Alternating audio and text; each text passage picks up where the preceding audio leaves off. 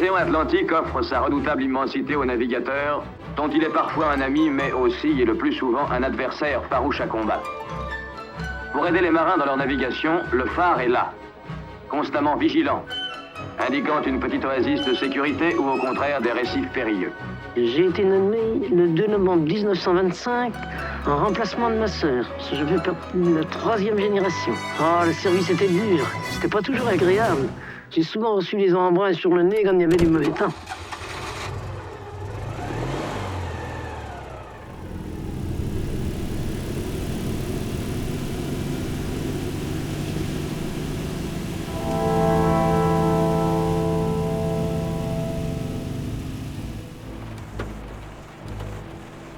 Je suis Maxime Chablot. Je suis un seafareur. Un marin à ma manière.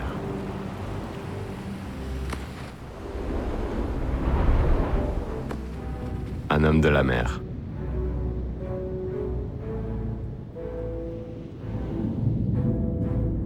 Un passionné du vent et de la glisse.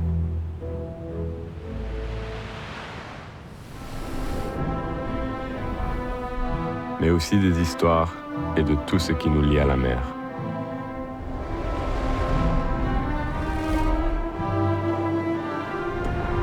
Des hommes de la mer, des marins, il y en a beaucoup. Des gardiens de phare, des pêcheurs, des passionnés, des athlètes, des marqués par le temps, des novices, des vieux loups de mer, des nostalgiques.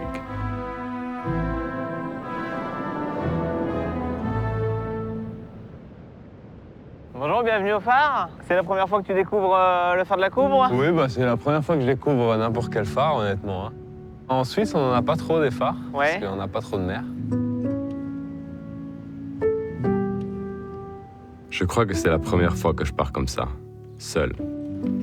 Je pars vers l'inconnu, à la découverte de phares, d'anciens gardiens, des amoureux de ces côtes escarpées et de ces conditions solitaires. Damien est comme un gardien de phare moderne. Il est responsable du phare de la Coubre, un phare qui n'a plus besoin de personne pour s'éclairer, mais qui est en péril. Il résiste tant bien que mal alors que l'océan avale la côte. J'ai raidé là devant ce matin, j'ai raidé dans la baie là-bas. La baie de Bonance, ouais. J'ai réalisé qu'en fait, peut-être c'est pas les meilleurs spots de kite où il y a les phares, parce qu'il y a un peu toujours du courant et puis des trucs. Alors là, effectivement, on est dans une zone où il y a beaucoup de courant. C'est pour ça d'ailleurs que le phare est aussi haut et aussi puissant, parce qu'on est dans l'entrée de l'estuaire de la Gironde.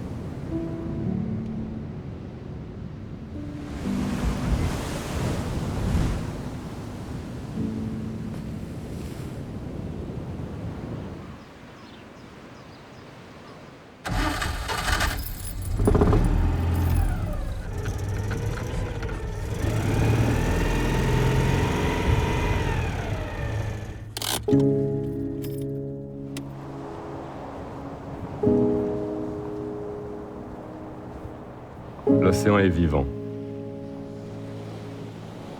C'est ce qui fait toute la beauté de cette région. Les journées sont rythmées par ses caprices ou ses accalmies.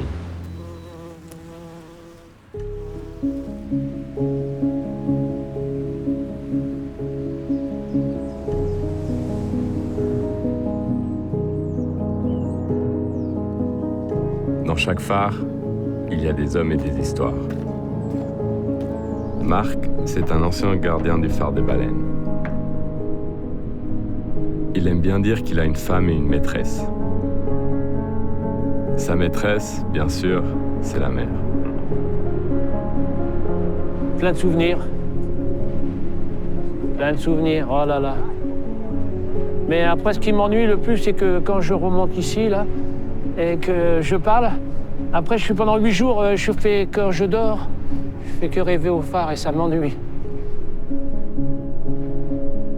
J'ai embauché, je me suis présenté en Bretagne. Et en Bretagne, là-bas, j'étais voir un ingénieur, alors il me dit, il était un gars des îles, tout ça. Je lui dis, bah oui. Ah bon, alors, Bon, il n'y a pas de problème, il dit, vous savez nager? Alors merde, qu'est-ce que je lui dis? Alors je lui fais, ouais. Alors il me dit, on n'a pas besoin d'aller à la piscine.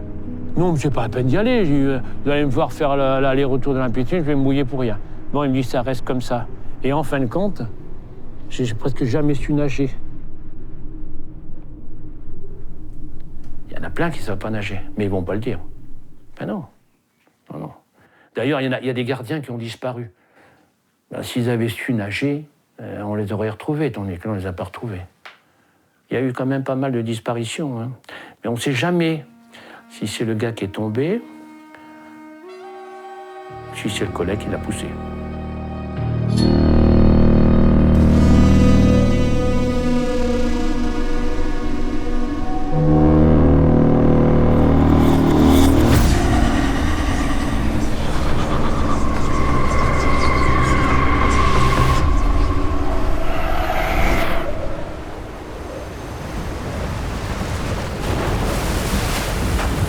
What would we do with a drunken sailor? What would we do with a drunken sailor? What would we do with a drunken sailor early in the morning? Way, hey, and up she rises, way, hey, and up she rises, way, hey, and up she rises early in the morning. Shave his belly with a rusty razor, shave his belly with a rusty razor, shave his belly with a rusty razor early in the morning. Way, hey, and up she rises, way, hey, and up she rises, way, hey, and up she rises early in the morning. Put him in a longboat till he's sober, put him in a longboat till he's sober, put him in a longboat till he's sober early in the morning. Way, hey, and up she rises, way, hey, and up she rises, way, hey, and up she rises early in the morning. Nous ne maîtrisons pas tout. Mais il faut passer outre pour aller de l'avant. Je comprends un peu plus les gardiens de phare. Nous partageons cette même crainte des éléments.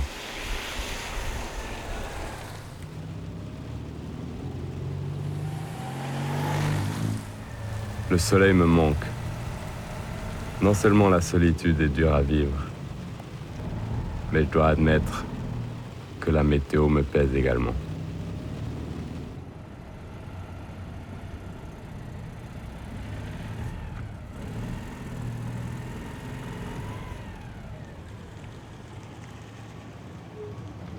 Bonjour. Comment ça va? Ça va. Ça va.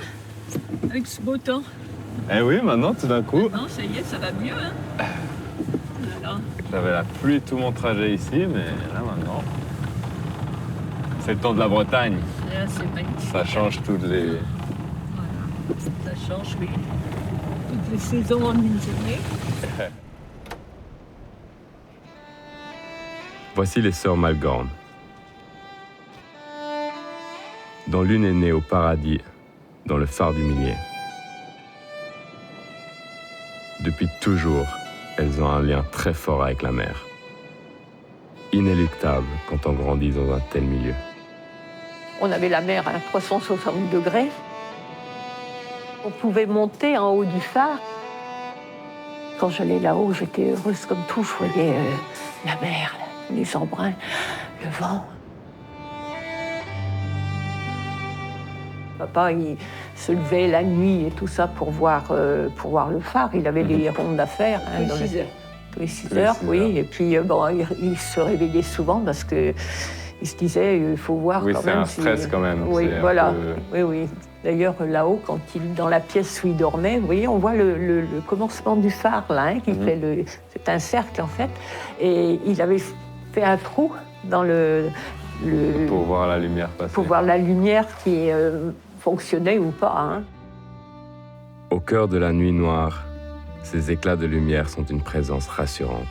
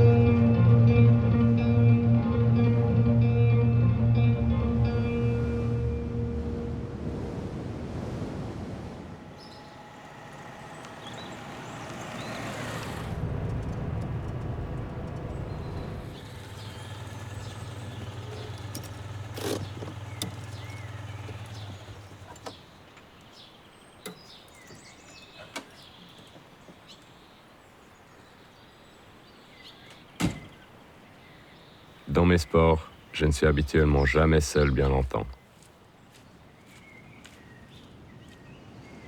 Pouah, la vague au fond là.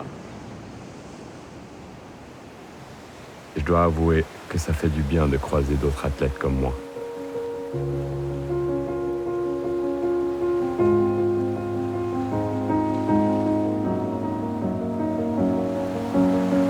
They say it's a matter of time, 1,000 days and the sun won't shine before I come back to you. Bénodet et la baie de Douarnenez sont le terrain de jeu de Yann.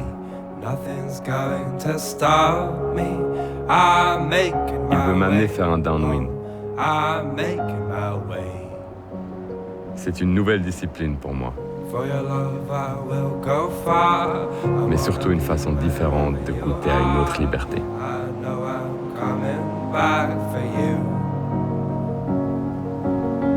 Our love is a river long, the best ride in a million wrongs. I know I'm coming back to you. And I'm happy, nothing's going to stop me. I'm making my way home, I'm making my way. I go solo, oh I go solo. I'm making my way home, I'm making my way.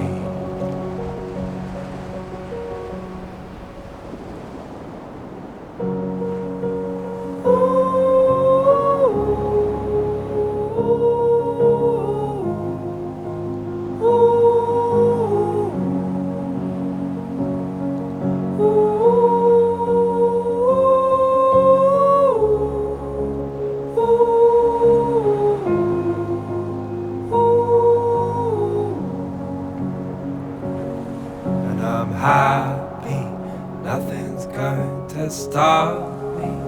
I'm making my way home, I'm making my way. I go solo, oh I go solo. I'm making my way home, I'm making my way.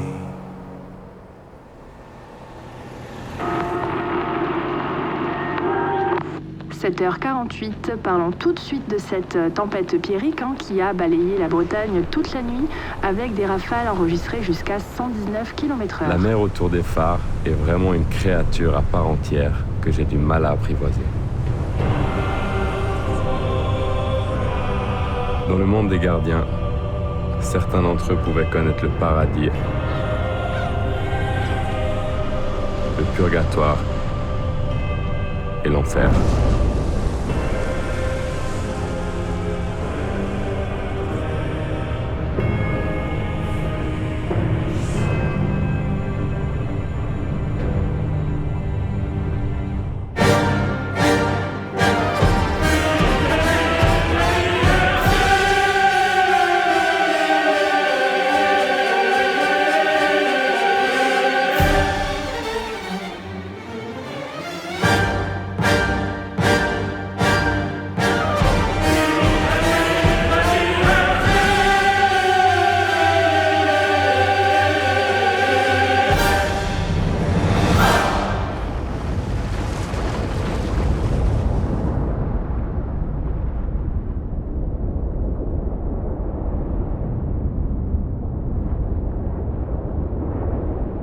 Il y a l'enfer des enfers, il y a le purgatoire dans les îles, les phares qui sont situés dans les îles, et puis il y a bien sûr le paradis dans les phares qui sont situés sur le continent. Mon père donc a passé 19 ans au phare de la Vieille. Eh bien, c'est un endroit, on va dire, peut-être un enfer plus clément, mais c'est quand même un endroit quand même relativement dangereux dans les courants du Ratsin, où la relève est très difficile.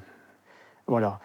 Ce n'est pas l'enfer comme le phare d'Armen, mais c'est quand même un endroit hostile, on va dire quand même.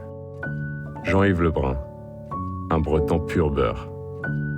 Jean-Yves Lebrun, mais au gande et Bezek, Bezagahap, Amazad ava gardi un tourtant narboire, qui chez Narbegaras. Son père veillait le phare de la Vieille. Il passait 20 jours au phare et 10 jours à terre. 20 jours, c'est inimaginable, surtout à l'époque.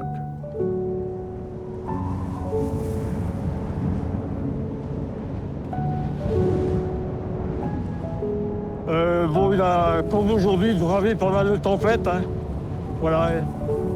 Il arrive d'ailleurs que lorsque le vent est souple, eh bien la mer, les vagues passent par-dessus la lanterne. On voit la puissance de l'océan, là, oui. C'est impressionnant. Oui. Et là, on est vraiment dans le courant du Rat-Saint, voilà. Ouais, c'est un endroit magnifique, mais on est au bout du monde, là-bas. Le nom du département, d'ailleurs, le Finistère, Finistère voulant dire Penarbet, la tête, Pen, c'est la tête. Bet, c'est le monde, le bout du monde. Voilà. Nous sommes au bout du monde. Et c'est vrai qu'après le phare, la Pointe du Raz, le phare de la Vieille, l'île de Sein et le phare d'Armen, eh bien, il n'y a plus rien.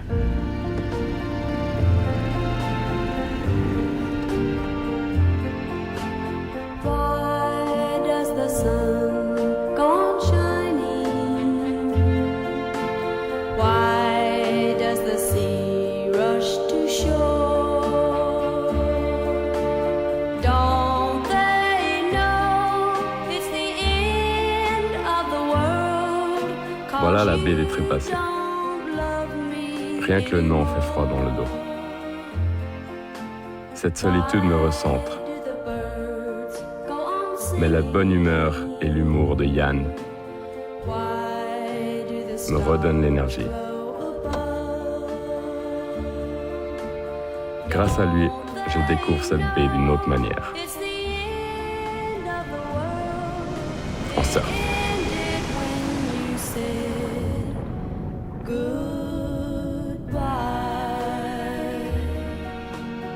Aujourd'hui, en fait, toute la houle, comme elle est sud-ouest, c'est coupé complètement en deux à cause du courant, quoi. Et c'est hyper impressionnant de voir ça. T'as pas beaucoup d'endroits comme ça en France. C'est vrai que c'est dingue. Mais c'est une sacrée baie, ouais. La baie des pilleurs d'épaves. Les gars, les gens du coin là, de Plogoff, là, c'est d'origine, c'est des pilleurs d'épaves, quoi. C'est-à-dire que tous les bateaux qui s'échouaient, les mecs qui venaient braquer tout ça. Et bon, il y a des histoires aussi où ils sauvent les victimes. Mais il y a un bar qui s'appelle le Pilleur d'épaves là-bas. C'est carrément marrant. Pilleur d'épaves. Sacrée histoire.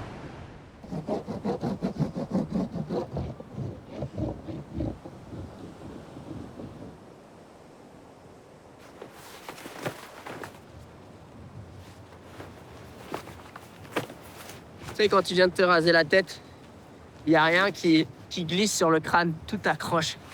C'est exactement ça ce qui se passe. Plus breton qu'Yann et de son petit protégé Malo, je crois que c'est pas possible.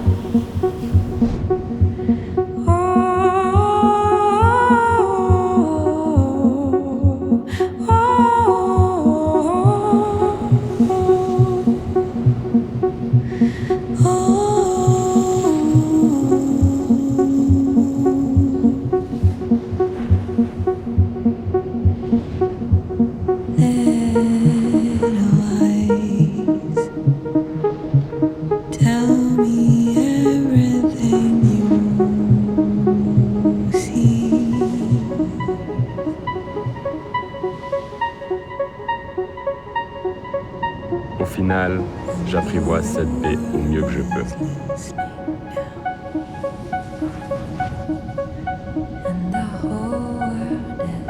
Au large, l'île de Saint. Qui voit Saint, voit sa fin, comme disent les marins par ici.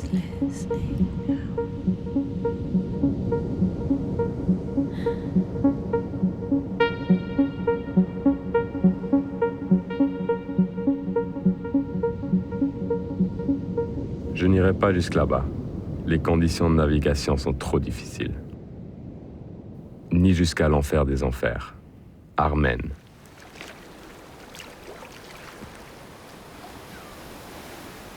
Jean-Yves Le Bars l'a connu, cet enfer isolé, seul au-dessus des flots.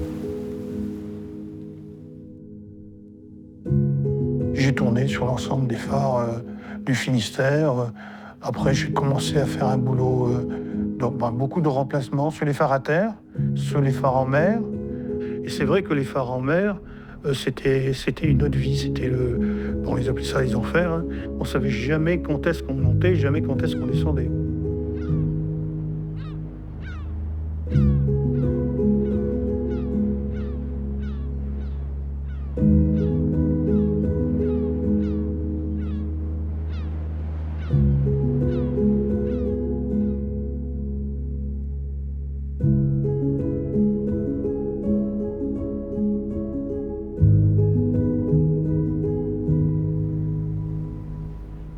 Je le rencontre au phare de l'île Vierge. Un purgatoire. Où il compte bien me préparer un phare breton. C'est une recette, bretonne. Mais la particularité du phare, c'est que la gazinière s'appelait phare. Et dans un phare, il y a le four. Et c'est fait au phare du four, le phare de four qui est à côté, là, dans le chenal du four.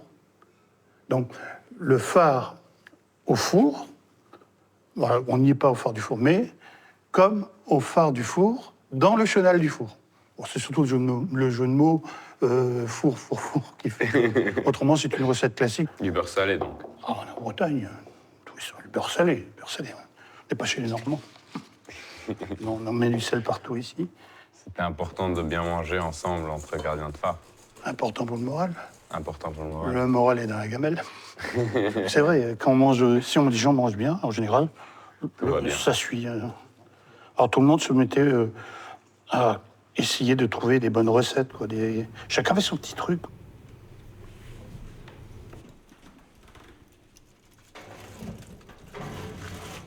Dans les phares en mer isolés, ça déforme. Ça déforme le caractère, ça déforme l'esprit, ça. C'est un métier. C'est tout un savoir-faire, un métier. Bon, je sais qu'au début, dans les phares, je jouissais les paquets de mer que ça passait dessus et tout, c'était pas mal. Ouais, le phare en a vu d'autres, il en verra d'autres. Puis tu te disais, ouais, bon, il est costaud, hein. C'est vrai, il a raison. Il fallait quand même avoir un sacré caractère et un moral d'acier pour faire ce métier. Ça n'était pas donné à n'importe qui.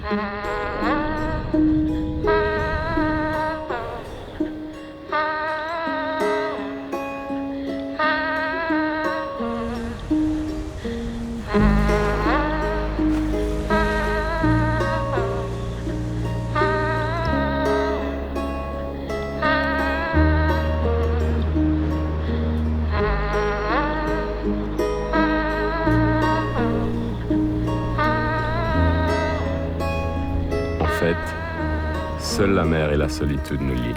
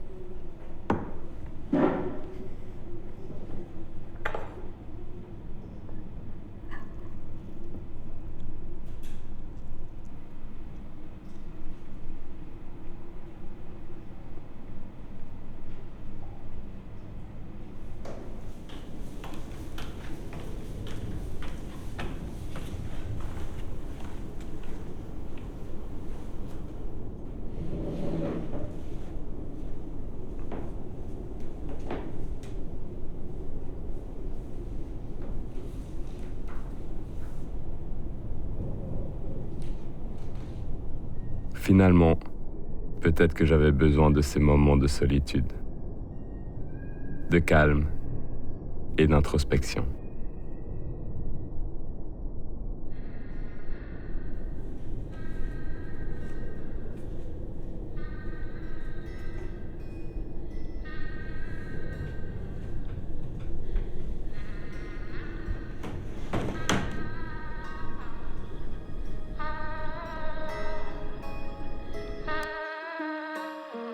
Je devais me retrouver face à la mer.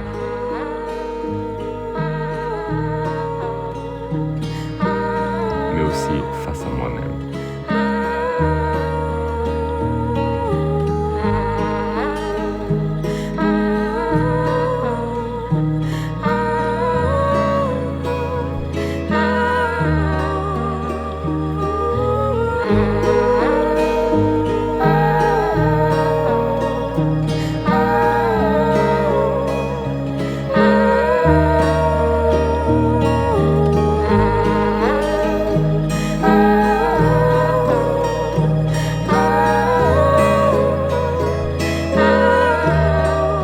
Ma présence autour de ces sentinelles historiques était éphémère, mais j'en ressors différent.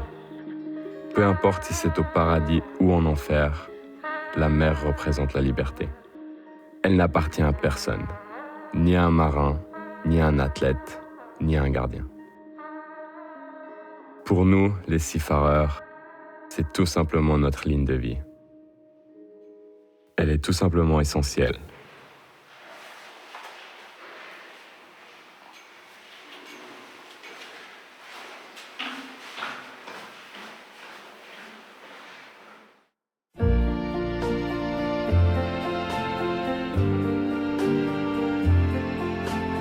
Why does the sun go on shining? Why does the sea rush to shore? Don't they know it's the end of the world? 'Cause you don't love me anymore. Why do the birds go on singing? Why do the stars glow above? Don't they know it's the end of the world? Fin.